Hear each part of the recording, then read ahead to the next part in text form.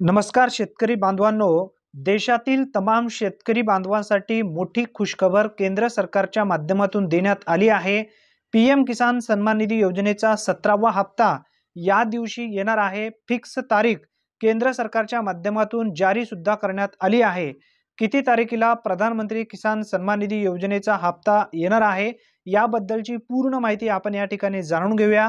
मित्रांनो, तुम्ही जर प्रधानमंत्री किसान सन्मान निधी योजनेमध्ये लाभ घेत असाल, काही तुमची त्रुटी असेल तर ती त्रुटीची पूर्तता लवकरात लवकर करून घ्या, कारण पीएम किसान सन्मान निधी योजनेचा 17वा हप्ता देशाचे पंतप्रधान नरेंद्र मोदीजी यांच्या हस्ते वाराणसीहून 18 जून 2024 रोजी ट्रान्सफर केला जाणार आहे।